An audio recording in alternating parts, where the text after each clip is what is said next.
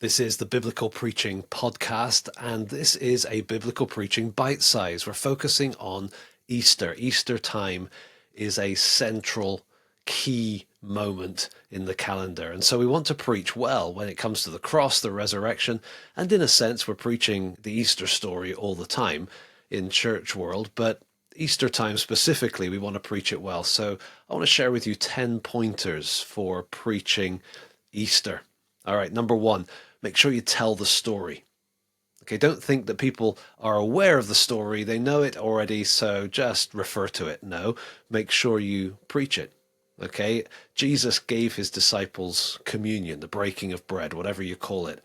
And he wanted them to do that regularly to remind them of what happened that first Easter. So if that's true with communion, how much more should that be true at Easter time itself? We want to tell the story. Okay, number two, pick a passage.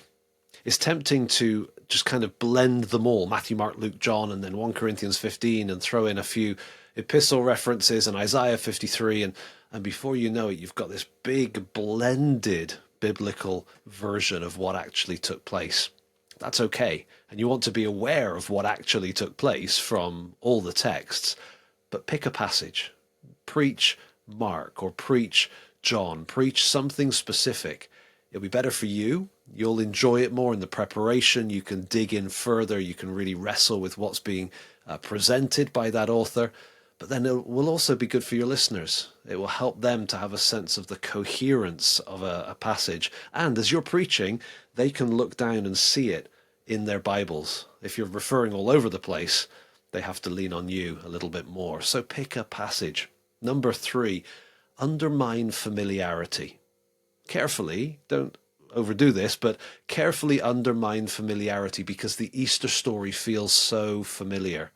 It's familiar from hearing it preached, but it's also familiar from children's Bibles, from the world of classic art. There is so much that we've seen that has kind of left a mark on us.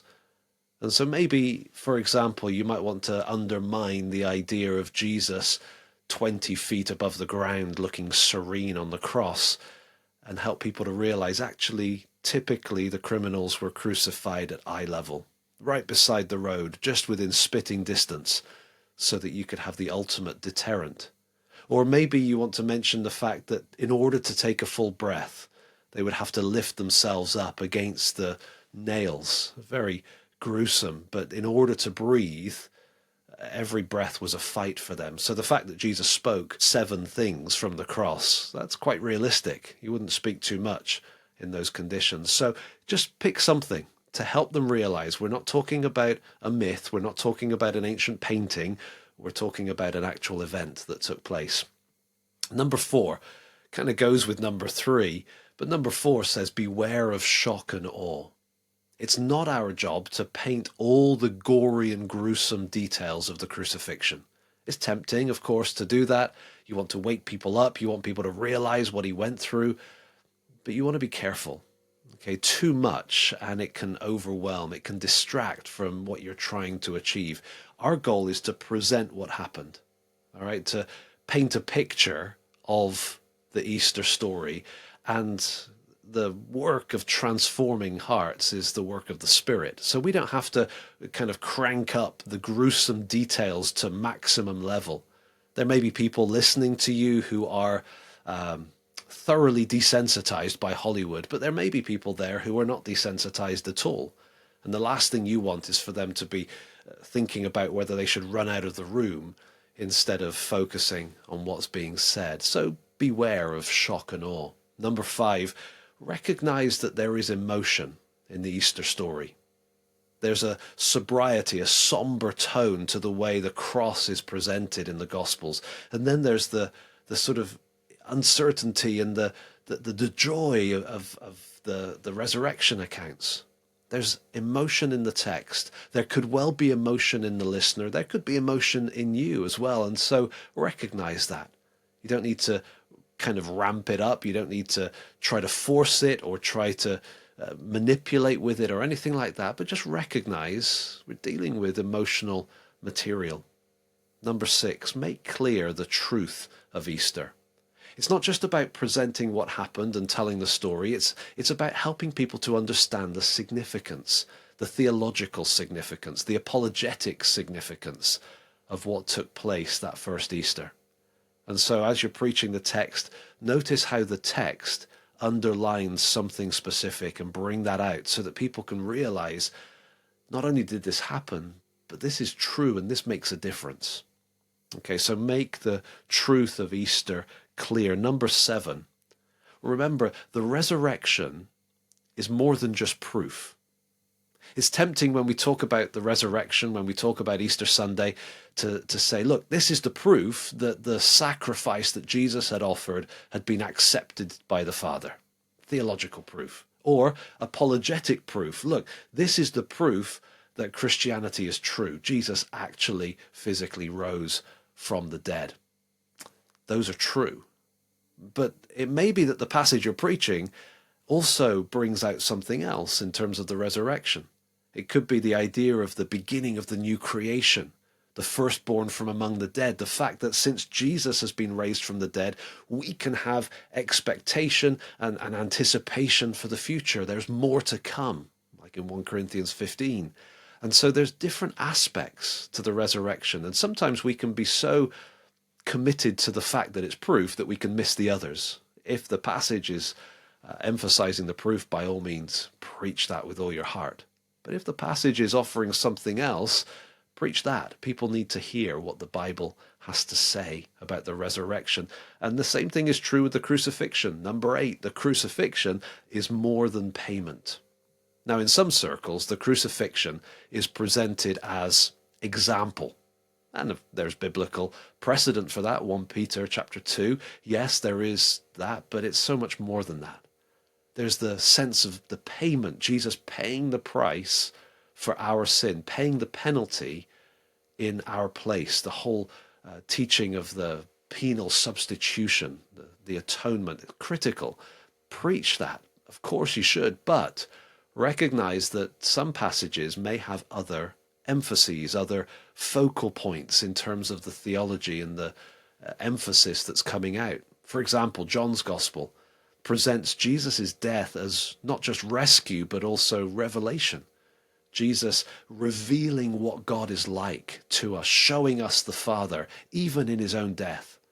Or John 12, the idea that the death of Jesus is what will draw people to himself. The death of Jesus, not just revealing who he is and who God is, but drawing them and bringing about a change in people's lives. And so just as the resurrection is more than just proof, so the crucifixion is more than just payment, but those are the kind of fundamental truths that we want to be getting across. Number 9, clarify the ultimate identification. There's a lot of characters in the Easter story, a lot of people that we could identify with. Let me read those to you, just a few. There's the deserting disciples, the denying Peter, the doubting Thomas, the betraying Judas, the power-hungry Caiaphas, the self-protective Pilate, the hurting Mary, the mocking soldiers, the shouting crowds, the repentant thief, and then all the resurrection characters as well. And certainly people can relate to and they can identify with characters in the Easter story. Absolutely. But the ultimate identification goes in the other direction. The ultimate identification is Jesus coming to us, becoming one of us, identifying with us so that he could die in our place. Make sure that that is clear. Use the others, of course, but make sure the ultimate identification is clarified. And lastly, number 10, never lose the wonder. If we're going to preach Easter, we need to make sure that Easter has first been preached to our heart, that our heart is filled, that we are overflowing, so that as we preach to others, we're not preaching dry or familiar, old material, but we're preaching with a sense of wonder. We're on holy ground. We're dealing with the very center of the Christian faith, the very focal point of our theology and the exact bullseye of the revelation of God's heart for us. And so make sure that it's working in you before you preach the word and prayerfully hope it's going to work in others. There's 10 pointers for preaching Easter. Now, just as an encouragement to finish, which we love to do on the Biblical Preaching Podcast, just a quick thought for you, not a full sermon, but Galatians chapter 3. As Paul is writing to the Galatians and remembering his ministry amongst them, reminding them of what he had done and how they had responded, and really trying to win them back from the false teachers. But as he's looking back, he says to them in Galatians 3 verse 1, it was before your eyes that Jesus Christ was publicly portrayed as crucified. He was placarded. It was like a billboard, a poster was put up before your eyes. Now, of course, they didn't have PowerPoint, didn't have a projector, didn't have AI graphics or anything like that. What they had, or what he had, was his words. And that's an encouragement for me, that if Paul could, with his words, publicly portray Jesus as crucified so that their lives were changed, the same thing stands today. As we come to Easter and as we preach the cross and we preach the resurrection, as we preach the center of our faith, with words we can paint a picture. With our words we can present and publicly portray Jesus as crucified. And prayerfully we hope and ask the Lord to bring about life change in those that are listening. Thank you for listening. I hope that has been helpful. And my prayer for you is that as you preach Easter, people would see the reality of the cross. Thanks for joining us today. We really appreciate every positive review, like, share, and comment. And thank you for praying for us. We hope you will join us again next time on the Biblical Preaching Podcast.